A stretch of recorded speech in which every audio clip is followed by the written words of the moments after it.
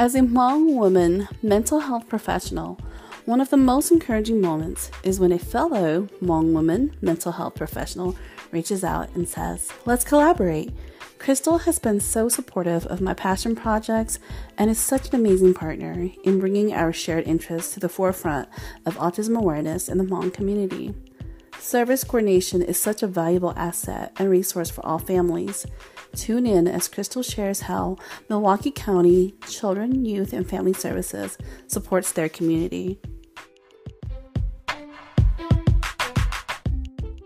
Hello and welcome to the Let's Talk About Autism in Hmonglish podcast. I actually wish I had hit record like 30 minutes ago, Crystal, because I know. we had so many just great conversations. I always have great conversations with you, and it's just so nice to relate to another Hmong sister, another Hmong mental health professional. But yeah, so for today's episode, we're going to be talking about service coordination, and that's actually a very specialized treat really and resource to families who are navigating the system of autism services or services for your kiddo with a mental disability. And Crystal is in the state of Wisconsin, which offers those service coordination services. I know that when we talk about our Hmong population in California, you guys also have those regional centers, as does Missouri. And honestly, I think that's it to my knowledge. I don't think I was just in North Carolina recently, and I don't think they even have regional centers. So it's really great to hear from a Hmong sister about what you guys do in your regional center. So welcome to the podcast, Crystal Vang. Oh, thank you. Thanks, Tia, for having me. I think it's been such a great couple of months that I've only known you, but I feel like I've known you forever. As we were talking earlier, everybody's intertwined somehow. Yes. So Crystal reached out to me last fall, when I was doing a workshop with Northeast Wisconsin. I've loved all the outpour of love from Wisconsin. And just a little bit of history. When my family first got here to the United States, I think my parents landed in like California, and then we were in Wisconsin, so in La Crosse for a few years. So, you always think like, I wonder what life would have been if we just stayed right in Wisconsin. But I really loved all of the, outpour of just support from my Wisconsin Hmong sisters. So last fall, I was doing a workshop there. And Crystal, I think you reached out I heard then. you. Yeah. Yes, you reached out and was like, "Hey, I want to attend one of your workshops, but just scheduling conflict." And then you reached out and said, "But I would love to chat." And then we did, and we're like, "Yeah, let's do something together." And then we had the community cafe this past month in April, and that was really great. And I thought it was really nice because usually I talk to Hmong parents, right? And we talk about, and it's, just to be transparent, it's always a different conversation when you're talking to the parents, when you're talking to colleagues. And the event that we had in April was more professionals attending that day, right? And that was, I feel like it was a very unique experience for me too, because you and I, as Hmong women, mental health professionals, we have our conversations and we're like, how do we help our, our white counterparts understand this? Like, is there ever a forum or an opportunity to share? And so thank you for giving me the opportunity to do that in the community cafe. And I think that wasn't our overall intention, but it kind of turned out that way. And I thought it was I hope that it was helpful for Oh my gosh, it was so helpful. Oh my gosh. I mean, everybody loved you, and they just want to hear more about you, and we had such a great turnout. I mean, we usually don't have that great of a turnout, with depending on the topic base, but gosh, I think people were just hungry to hear what you had to say, and oh my goodness, we would love to have you back again and again so we can, just share the information that you gave us. But yeah, I think it was eye-opening to hear from your perspective, as professional, and then from the point of view of like a Hmong person, the ethnic and the cultural piece of it. Everyone praised. They couldn't like get enough of it. They wanted to hear it or pass the message on to other people. So thank Oh, you. yeah. No, that's amazing to hear and so validating too, because I think oftentimes, we kind of feel like we're in our own little bubble, and Yeah. especially for us as being a BIPOC, right? Like Mhm. professional going into the workforce, you kind of sometimes feel like, I know that I feel these things, but I don't think that it matters to Mhm. my colleagues because they don't.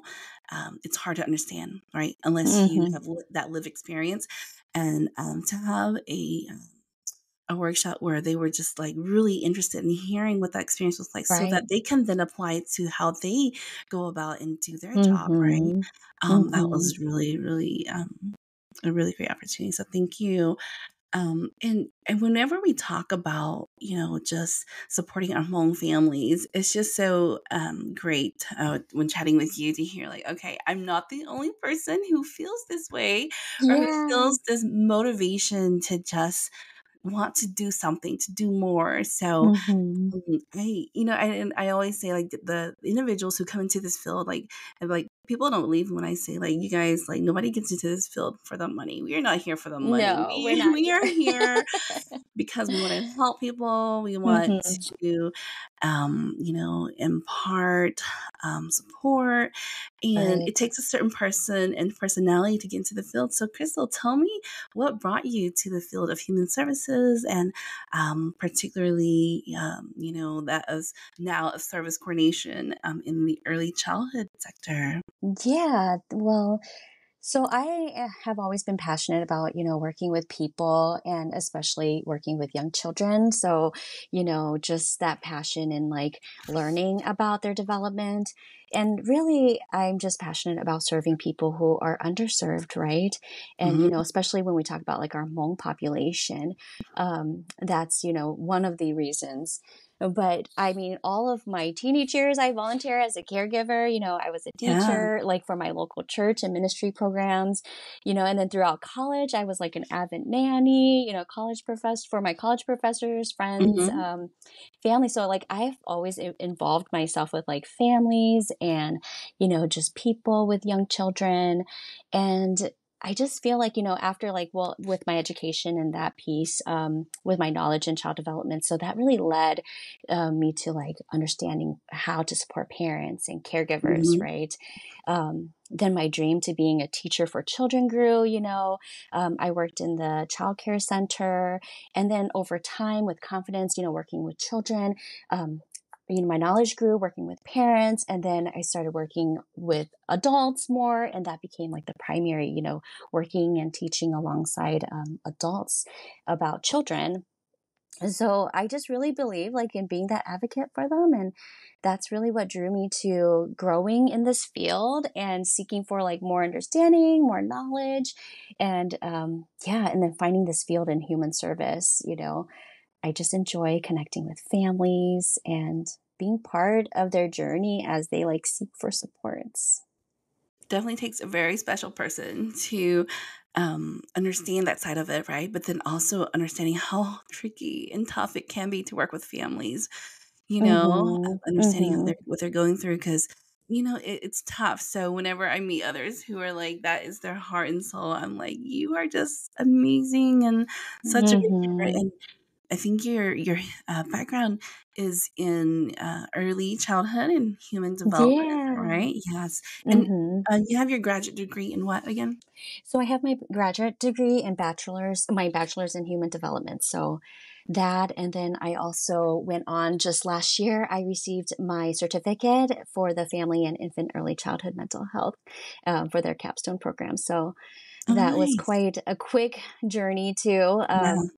But yeah, I just, my earlier years of education was early childhood. So that I worked with young children in the child care sector, and then thereafter, I became a service coordinator. So then I can, like coordinate services for families, working directly with them, doing the home Mhm. visits and um, really the home visitation case management. And that is a tough job. Like you said, a lot of Yeah. people, not many Hmong people, I'm not seeing them, being in this field, but I think they Mhm. would be great because they come with like a great amount of like ethnic background, even just themselves, Right. right? And cultural background. So Yes. in the field, we're always looking for people like that. And it just kind of fell in place for my journey, my career path. And it worked out that I was able to, be a service coordinator and help navigate services for families. And then it lent its way to working for the program itself from the county level, being able to work as a liaison here at Milwaukee County for the Birth to Three program that I previously was working as a Yeah. service coordinator for. Yeah, very cool. Were you also, I mean, already in this specific field when you were living in California, or was it just when you got to Wisconsin that you got indoctrinated into this Yep, setting? yep. That's it. So, my education would be in California, and Mhm. then coming here, it all kind of just snowballed, right? Yeah, yeah. Yeah, and the city, I mean, there's such a big need in the city. And then, of course, like job opportunities for minorities, this Mhm. is a great place Mhm. where we can find, our niche in human service field. So, I was able to just snowball that and get right into service coordination here. Yeah, and how long have you been in the field? Yeah, well, I've been working with families and children for, this will date me just like anything else, but more than 15 years, working with Yeah. young children and working with Mhm. families and kids in general. And then for service coordination, I did that for like 4 to 5 years. Mhm. And then my current role right now as liaison for the Birth to Three program here in Milwaukee for almost coming up 5 years. Yeah. So, I mean, you probably had exposure to this type of setting in California as well in the early stages of your career, but then especially now in the last decade, right, in Mm-hmm. Wisconsin. So, can you tell me, like, um, in being more enmeshed with the Hmong community there, right? Because as Mm-hmm. we know, like there's just a lot of different variables that can impact our community to getting access. So, like, what do you think are some barriers for our Hmong community when it comes to understanding the services available and then seeking or accepting those services? And, of course, I'm specifically to this podcast, we're not talking about autism services, right? Right. Early intervention or even ABA or even speech or OT, anything like that before they hit the school system. I mean, there's just so many services available, but Mm-hmm. are Hmong families getting access to it? And if not, then what are those barriers that Yeah. you have seen from your perspective as a professional? Right, right. And so like, I mean, over the years I've like witnessed so many different trends, within the Hmong community, and there's just so many variables, right? And Hmm. some are very similar to like our Mika counterparts, like everyone, Hmm. families in general, like I Yeah, could yeah. see the trends very similar. But when I think about like just our Hmong population, Hmm. there's that huge language barrier, right? So we Okay. already know English. If we're trying to serve for, like the families who are Hmong speaking, there's definitely that language barrier, right? So Hmong families, they get along and they want to be part of somebody who can speak the language. We all You're right. relate so much better. Yape hai lu Hmong, like that's, Yes. there's one connection. Just seeing a familiar face, the color, the skin, our community, the people. But when we speak the language, we connect even more. So I think that there's that high need for interpretation, right? And Hmm. people in our field that are not Hmong. And so there's that barrier right there in itself. I feel that within the Hmong community, like we trust our Hmong counterparts. That's what we hope, right? That Yeah. we are connecting to them with the resources and understanding them, more because Hmm. we are Hmong. And I see yeah, it's challenging when we don't see those familiar faces in the field.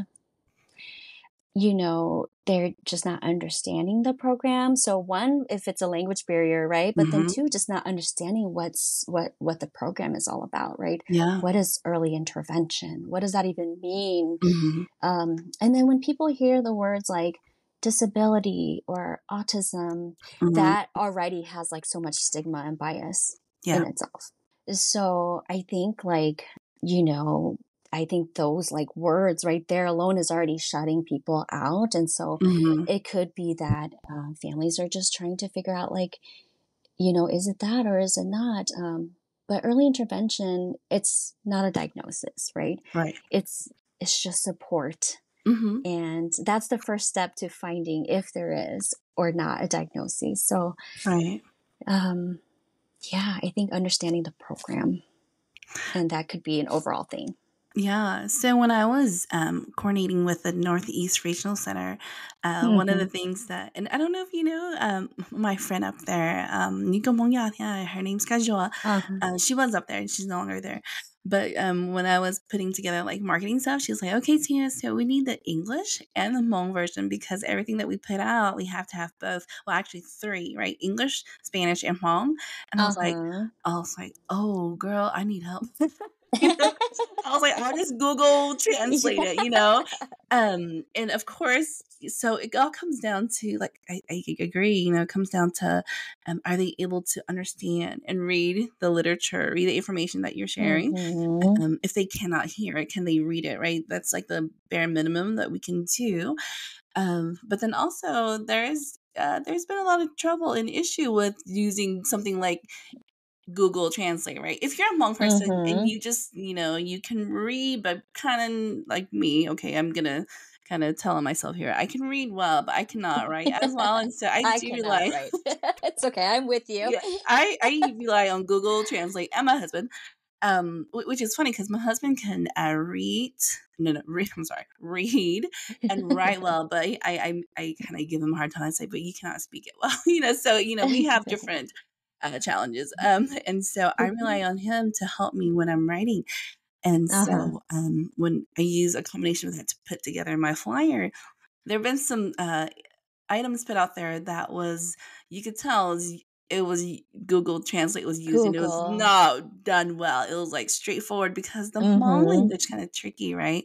It And is. so that can make it can be a little off-putting too if you're Hmong, you're It reading that, you're like, is. "I don't understand this," and then you go back, just Right. disregard all of that, and then that can be damaging because then you're missing out on a lot of, information, right? Mm-hmm. So, yeah, no, Mm-hmm. I definitely agree that, that, language is a barrier, and I think we talked about that a little bit during our community cafe too, right? Like, Mm-hmm.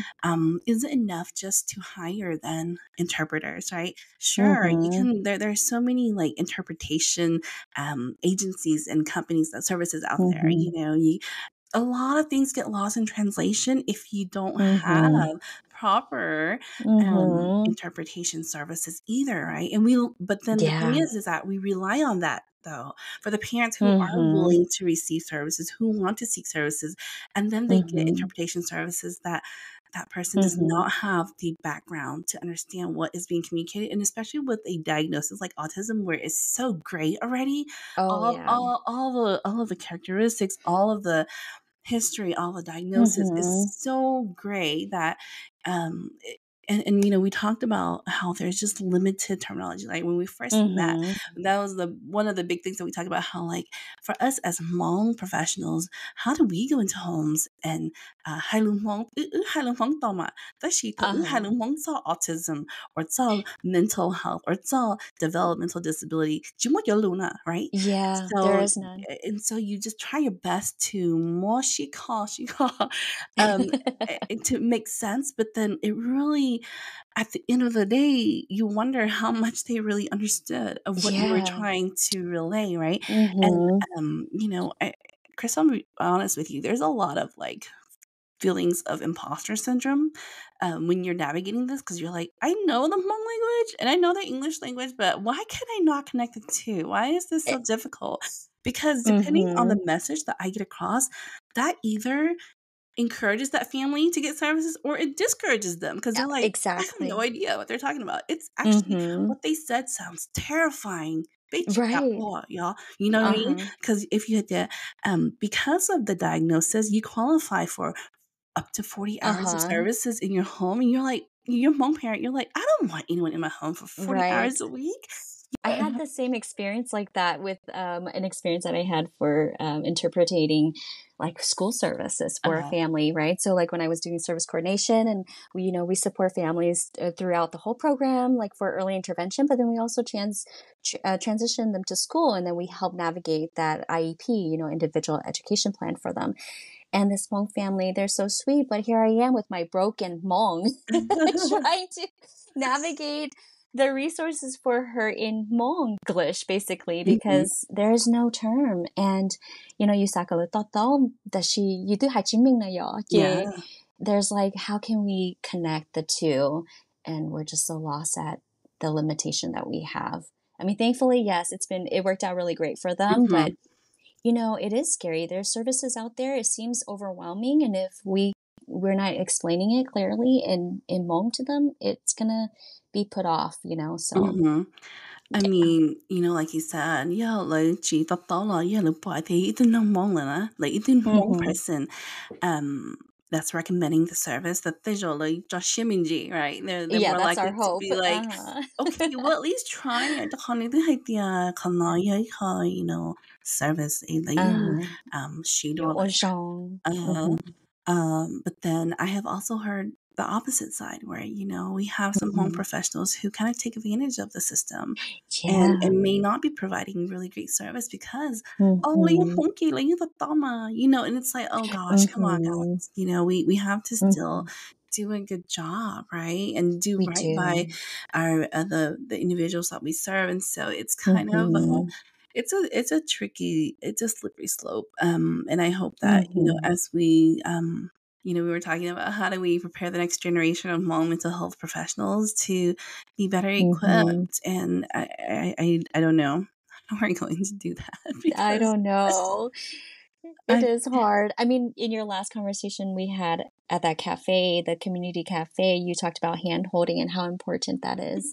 And, it really stuck to me and it stuck to a lot of people. They came yeah. back up to me to talk about how you're right.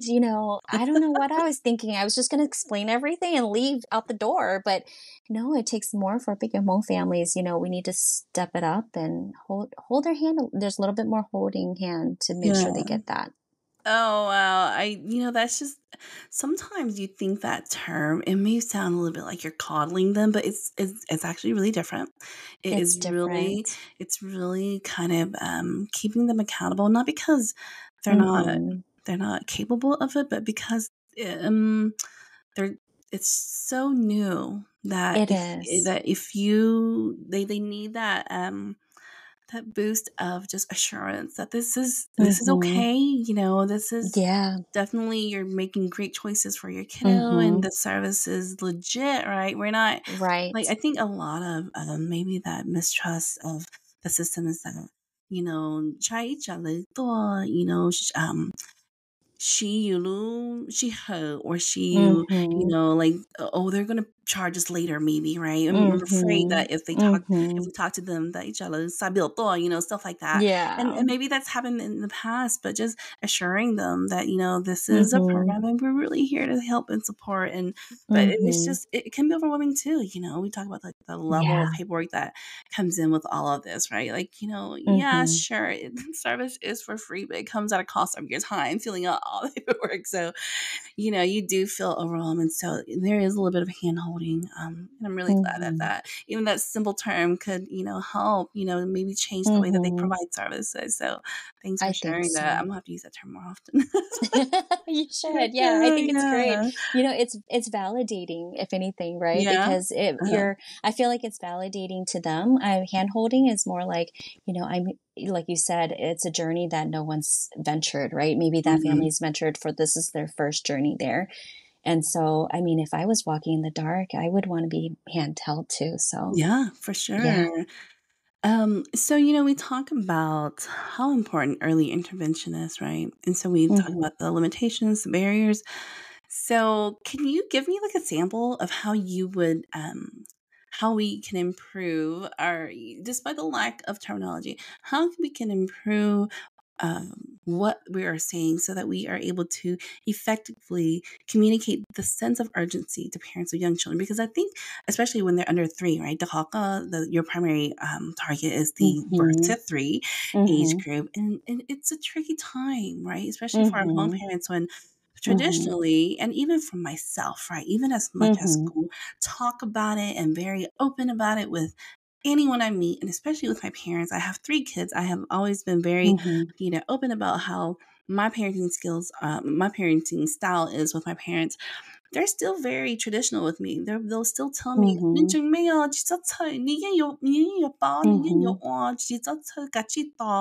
right? Mhm. So there's this like almost cultural understanding and acceptance within that generation, I think, Mhm. of just, we'll sit back and watch. Let's see how it develops. Don't worry Mhm. about it. It'll be okay. But then, this is such a critical time period in our kiddos' lives, that birth to 3. How can we then communicate this uh, with our Hmong families to really illustrate that sense of urgency then? Because like you've got 3 years, and it's not saying if you miss the mark, then uh, you miss the Mhm. mark forever. But it's just Mhm. how do you communicate that? Like, can you give me like a sample of maybe what you have said before that maybe was you were able to persuade them, or to really illustrate to them, or to really explain to them, why it is so important and why there is that sense of urgency. Mhm. Yeah, I mean, the earlier years are when like the brain development is rapidly developing, right? Yes. So I mean, that studies show science right behind all of Mm-hmm. the brain development. So, I mean, just that in itself, the data, but I think the urgency is that, then we got to get in and support them like right away when, the rapid brain development. I guess the example that I could use is that, we're always, I feel like you and I, we're always preventing, right? Like you wear your helmet, you put your seatbelt on, everyone is preventing something or, intervening to make sure that they're getting the support that they need. So just like that, with intervention, I mean, when we're saying early intervention for your child, but for, development, we're making sure that we're preventing any delays or further delays, right? So it's kind of like that, we're making sure and viewing their development now for what it is based on other children that are typically developing, make sure that they are on track as well. So, also the other example would be kind of like if you have a broken bone, right? So Mm-hmm. yes, eventually it's going to heal on its own, right?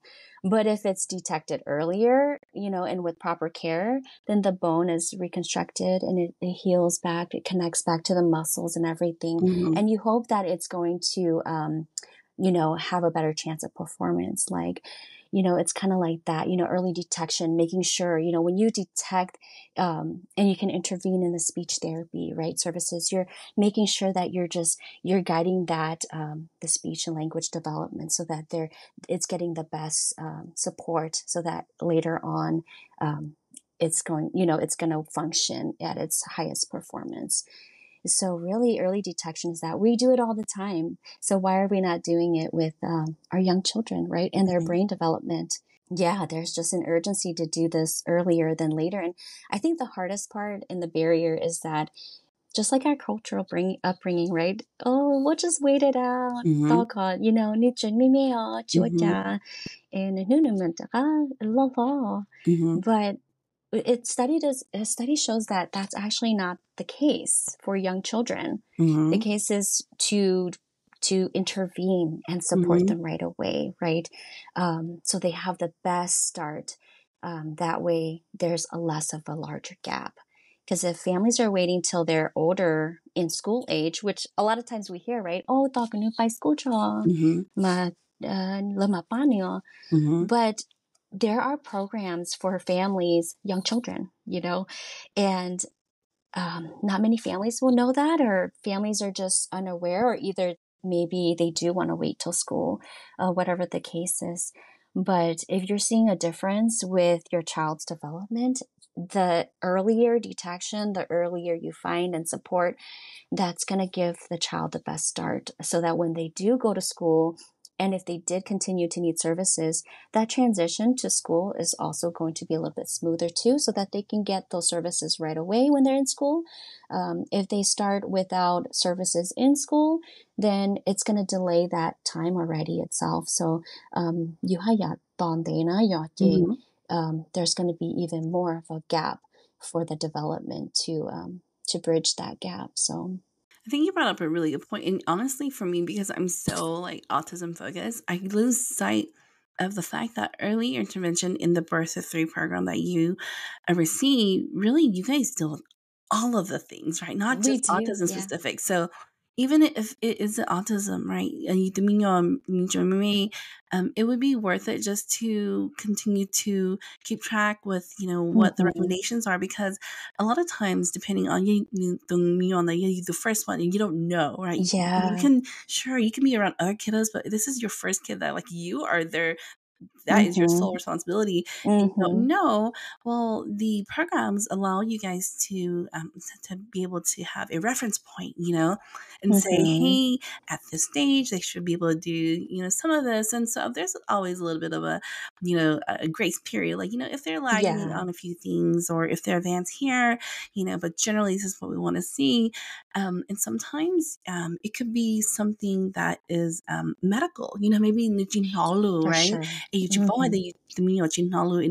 call you. How would you know that, right? If it was on your Mhm. radar. And so then that goes to, it's not cognitive. It's a hearing component, right? Mhm. And those are things that you can also explore in the birth of three program. So it's not, this is, of course, this is the let's talk about autism, Mhm. Hmonglish podcast, but Mhm. it's also talking about, other um, developmental delays that we might see as well that have nothing to do with autism. And I Right. think, like you said, because of the Yeah. family are scared of the just the stigmatic labeling, right? That the terms of Mhm. whether it's autism or disability, then Mhm. and they're likely to just avoid that altogether.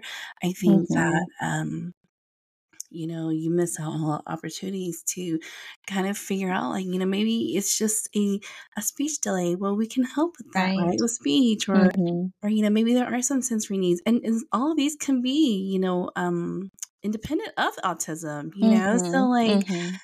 I think it's important just to remind myself and to remind the parents out there that birth to three or any of your early intervention, it doesn't mean that, if your child goes through it, then, they're going to come out with a diagnosis. Sometimes they might Right. go through it and then, I would say show such improvement because they just need that Mm. little boost of, extra dose of Mhm. that intervention, and then Mhm. they're on their way to preschool, Yeah. right, with little to no supports needed. And so I think that's really great about the early intervention programs. But like you said, not a lot of families are taking advantage of that. In fact, declining it. Mhm. Which, when you said that, Yeah. you saw my eyes go, "What?"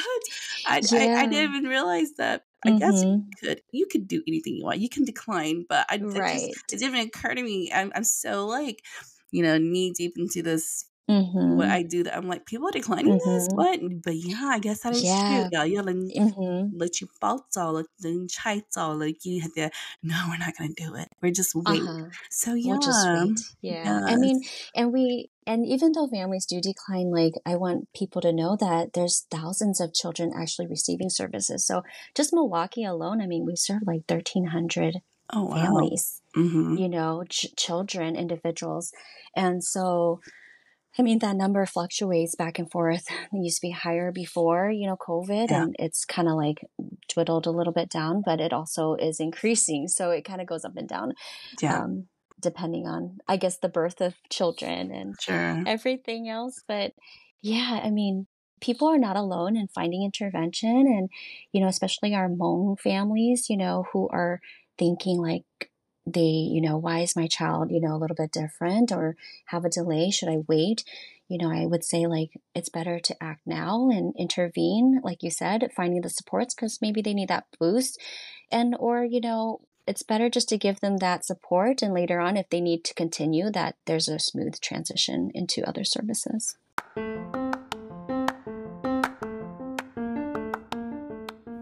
Hello, listeners. If you are hearing this ad, thank you so very much for taking the time to give my little podcast some love and attention. I hope that you will share your favorite episodes with your family and friends and that they also do the same. I truly believe that there are Hmong families out there who don't know about the safe space I've created where you can hear the stories of Hmong families and Hmong professionals talking about their experiences with autism.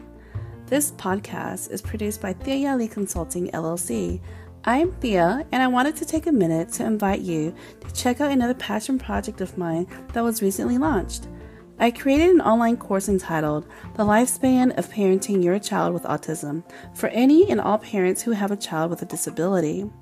The online course is spoken in Hmonglish with English subtitles so that all parents can access this information that I share about your 18-month-old all the way to old age. This course is designed to empower you to become your child's best advocate with me as your guide. As a bonus and special thank you for hearing this ad on the Let's Talk About Autism in Hmonglish podcast, go to tylconsulting.thinkific.com and enter the coupon code LTAAIH for 30% off. You can also find the link in the podcast profile page. Talk to you soon. Yes, for sure. Can you tell me then about what that process looks like in Milwaukee to seek early intervention services? And you said, Yeah. is Milwaukee, and of course, obviously I feel bad for saying this. I'm not too familiar with how big Milwaukee is in the state of Wisconsin. Are you guys like top 5 highest populated Oh my gosh, we're cities? probably the highest The highest? populated. Okay, Yeah. wow. Yeah. Yeah, I mean, our capital is Madison. Okay. But yeah, we're, southeast and we're by the lake. Mm-hmm. But we are dense. There's just Yeah. so many people here in Milwaukee, and we're a melting pot. And there's so many cultures, community.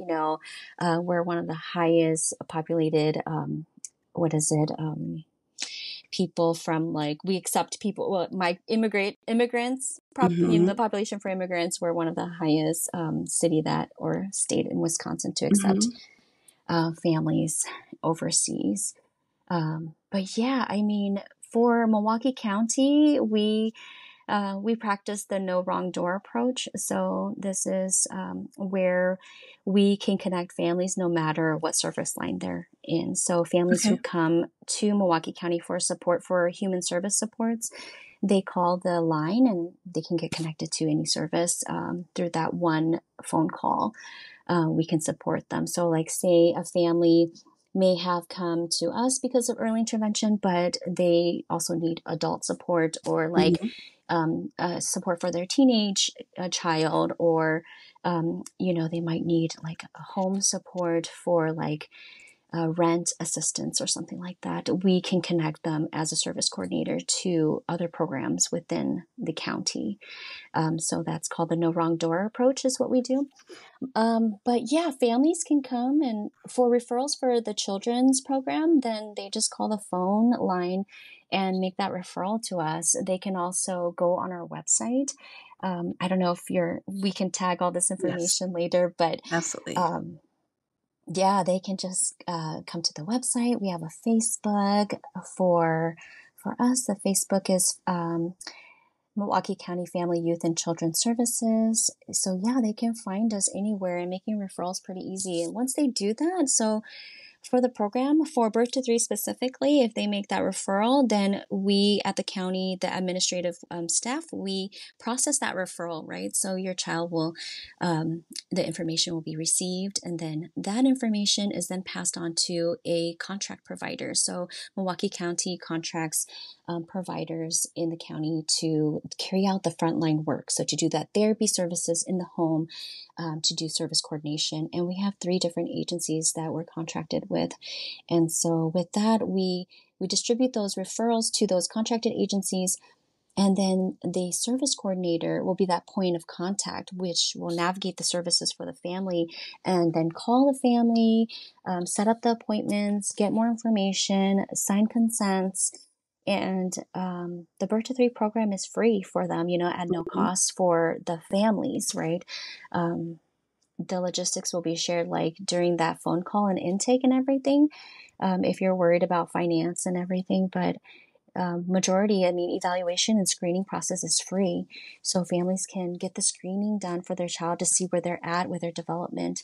And then they can also get that evaluation, if they're concerned for their speech or their motor skills, như chỉ tô kế rong or như tô kế cái kênh này yo. Mm-hmm. And then that kind of those delays, right? We're not just looking at we're not looking at diagnosis, but we're looking at delays and seeing where they're at based on like the CDC, guidelines for development.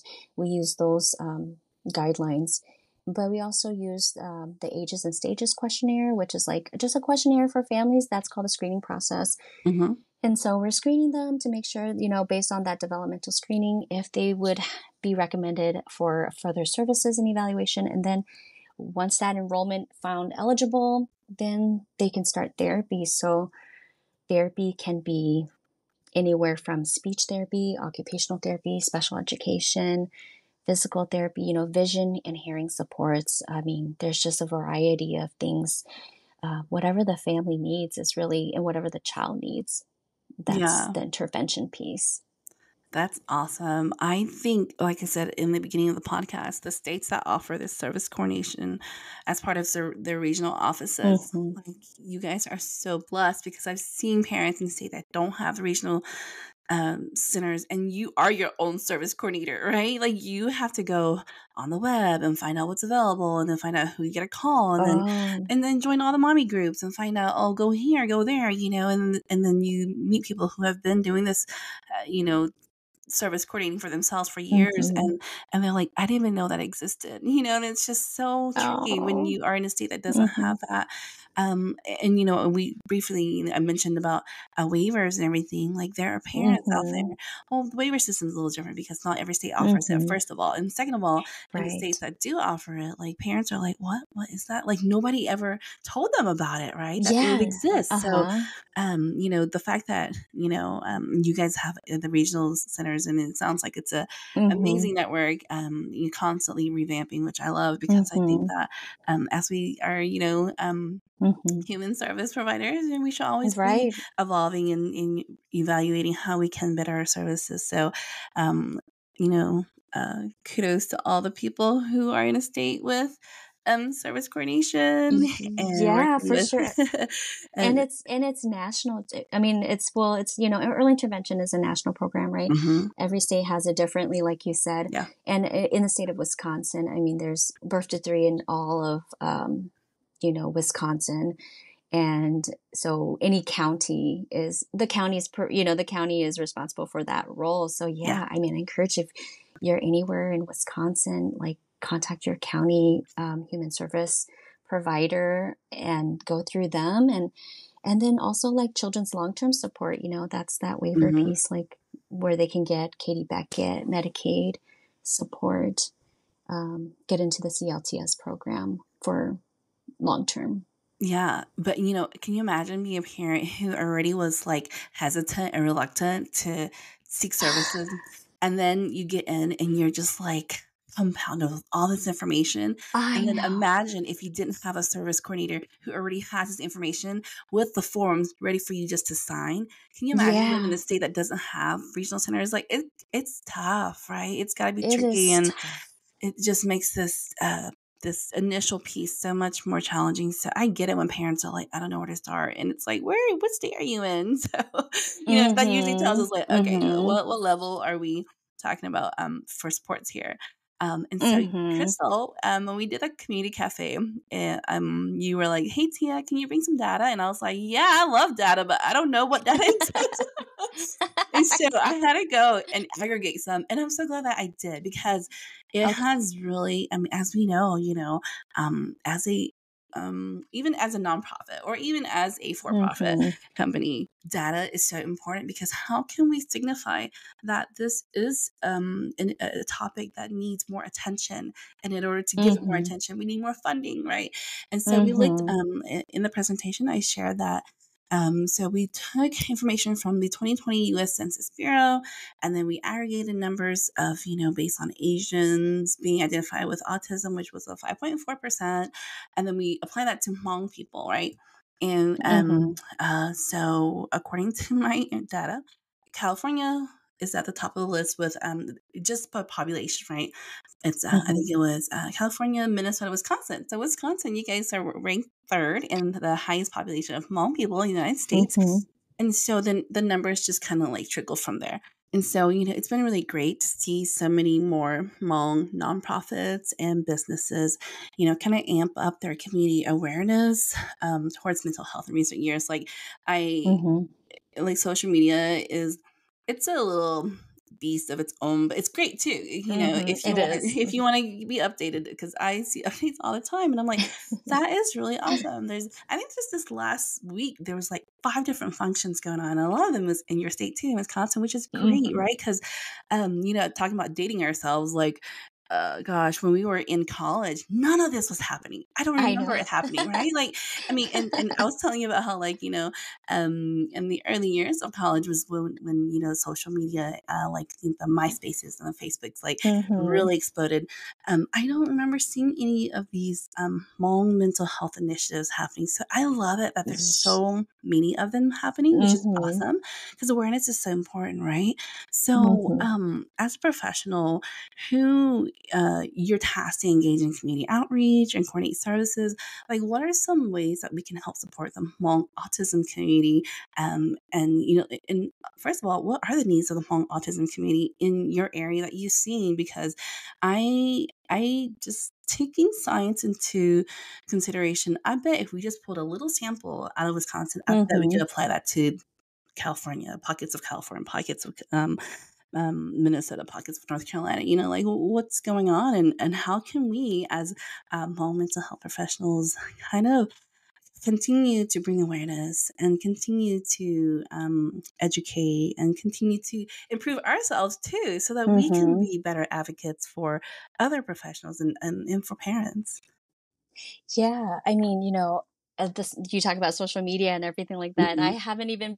I've been on it, but at the same time, I feel like, oh my gosh, there's so much of that Yes. information out there. But, how can we direct this to, young children and families or, children struggling or going through this with, mental health or autism diagnoses and things like that. Personally, I haven't been on any like groups. I haven't seen it. I Hmm. don't know if there's many groups out there that are just geared for families with children with autism, in the Hmong community. I Right. mean, I would love to see that, I would love to see like the Hmong community come together and connect, on topics like this, on social media or like taking initiative, in their professional life and like what you do, having a platform so we can speak about these things and really I think that having a platform that's safe for us to speak about our fears, right?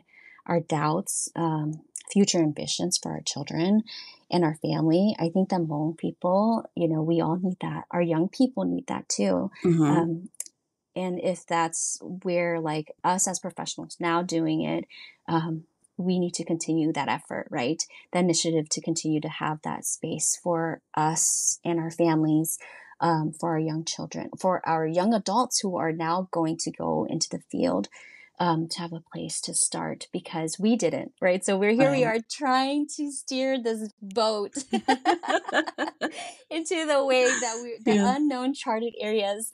Throwing life Um, jackets to each other, like, "Here's one for you. Throw one back at me. I need a life jacket."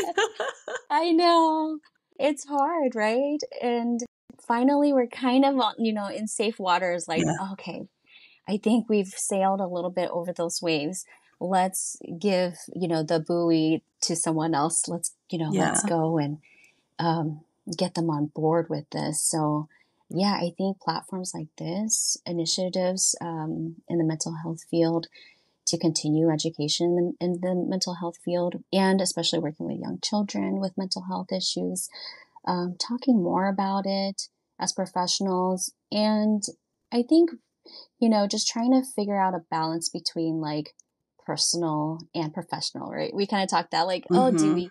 do we put our professional hat on when we have a conversation, or do we take Yeah. it off? And I know, like, from a cultural stance, like, for among people, you kind of have to have that nice balance, right? Mhm. That, oh, I want to be professional with you, but I'm really family at the same time. Yes. Oh, yeah, I feel like toggling between the 2 has been such a balancing act, and at the end of the day, though, I think that I will always rely on my, like, on my auntie hat, right? Like, if I'll give you Mhm. advice that I would give, my sister, you know what I mean? Or someone, Uh-huh. the same advice because, I think that's what I would hope someone would do for me, right? Like if Mhm. Ikuchipalina, Ikapachakona Mhm. on something that I'm so inexperienced and like I have no idea about. I hope that you would fill me in and you would think, about like, if not for my future, then my child's future and what Mhm. information do you have that would be helpful? But again, that's just me putting on my mom hat. So, Crystal, I know we talked a little bit about, being a professional in the field, right? Mhm. Yes, you come with a certain set of skills, and then you have such a heart already for helping people. But do you find that kind of experiencing this as a parent too has helped you, or maybe not help, but like deepen your compassion for when you do go out in the field and you're like, I'm not here as a Hmong as a Hmong person. You're Mhm. saying I'm not here just as a Hmong person or even as a Hmong professional, but actually as a Hmong mother who has gone through Mhm. the similar journey to where you are Mhm. at. And, because I think, like we said, um, someone who looks like you, who speaks Mhm. like you, and who has a shared experience like you're more likely to be Mhm. like, okay, kung diyan ka tao, right? 这种你一起海带 Right. 过，你去多海路，我努力的过，你都把过去. Mhm. Like, do you feel like that has helped you? Yeah, I think most definitely, the journey started like me not knowing what I wanted to do for my career, and then jumping into child development, and then jumping Mhm. from like this to, human services, and then having my own family, right?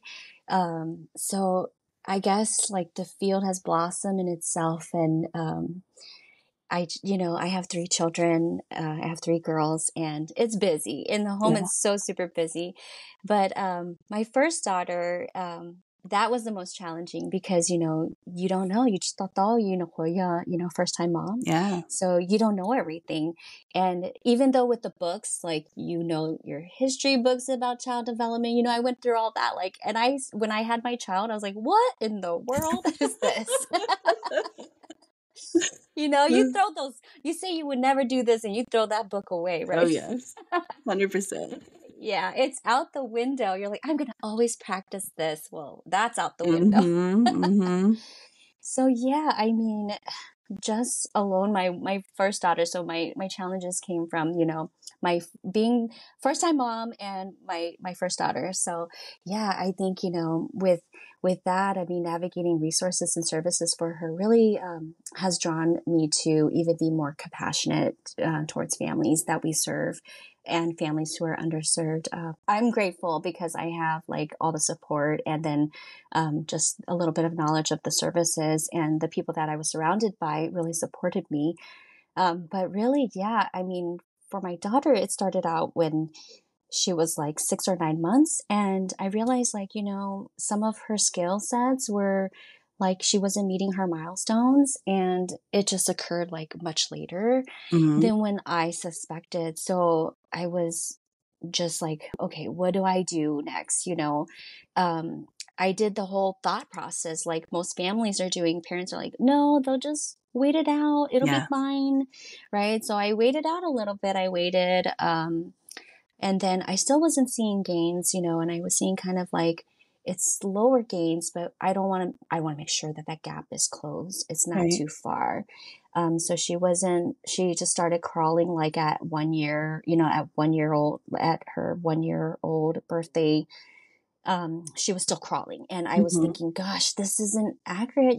How can I enhance and support her? So I got her enrolled in early intervention. She was receiving physical therapy to start out. And then eventually she did, she started walking Mhm. but then she started walking around 16 or 18 months. So way later, although kind of still in the window of walking, Right. later than I, thought.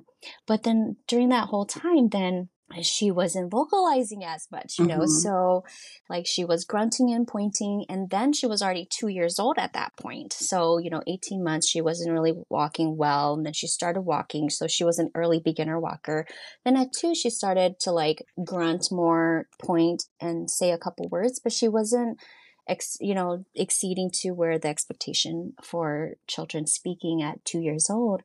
And, every development builds upon another. Yes. Um, so at least that's the one thing I remember. Okay. Just Right. kidding. Many, many more things, but Yes. that's one thing I didn't throw out the door. Like Yeah. every development, it builds upon another one. So when Right. the child is done, they've achieved this one development, then they're going to go to Mhm. the next development stage. And that's what she did. Wasn't speaking well until, later on, but we did continue services. After age 3, we went into like the school system. We were able to transition from early intervention physical therapy right into the school with her education plan, and being able to have that her evaluated and assessed so that she could get that plan. And then, getting the services in school for special education and speech therapy so she can get that support. And then just recently this year, we did the reevaluation for her, Mhm. and we were able to find her eligible for the educational autism. Okay. So with that, Yeah. we were able to access, the services, continue the services at school, Right. but also then now my mommy hat is on, and along with my professional hat, I'm like, oh Mhm. my gosh, now I have to do like all things, right? And Yeah. congruent together in conjunction. Yeah. So yeah, like we were able to get through that Medicaid door, right? Mhm. And It's a so we had to, nightmare. it's a nightmare. But I heard that you were actually helping to develop a system to oh gosh, I don't wanna say expedite. There's no way to expedite TEFRA or any I of that. I mean, know. it just is what it is, but, like, to streamline it, right? It'll make it a little bit easier to understand for parents. Have you Yeah, gone through it yourself? uh-huh, I think so. I think going through it myself, I feel like, okay, now it's like I was able to do it this way. Mhm. You try it this way, Yeah. um, and maybe this might help you. But I think, it's better to try all paths, right? I mean, it's better Mhm. to try and get all the resources you can and Yes. know what you're eligible for. So that's what I did. And so I did so she's been in the school system, but then I also was advised that I could do like the Katie Beckett program and, apply for the children's long term also. So I was able to get that going for her. And that way, for the children's long term, with the Katie Beckett with the Medicaid approval, then I'm able to qualify for children's long term supports. And then for children's long term, it's service coordination. And again, we go back to that Mhm. earlier conversation we had about like how important that is to get service coordination, and that person is helping you to Yeah. navigate the systems so that they Yes. can help plug you into the programs in the community, because that's what we want, right? We want our Mhm. children to be great community partners in the future when Yes. they grow up. We want to be that as well, and not just for our Hmong community, but for our overall population in our community, wherever we live, Right. to be the best we can. And so with that, yeah, we're looking into programs that can enhance her, development, to lessen her, sensory, fears, and to increase her motor skills and her language skills. And therapy can occur like there's all kinds of therapy, right? Like, as you Yeah. know, traditional clinical, and there's also, therapy supports in natural settings where Mhm. children and people all live and play and go to. So that's one of my next step is like to get her all connected into community resources so that she can have the straighter path. And I hope that families can see that, it's possible. It does take a lot of time, but Mhm. because I feel like even though we started way back when she was a baby, I feel like we're just at the beginning Mhm. of each door, of Yeah. each stage, but it's a journey again. So as each developmental stage of her, as she grows, I think Mhm. having the support alongside is going to help guide her in her development, and that's what we initially wanted, right? To have the best support for her.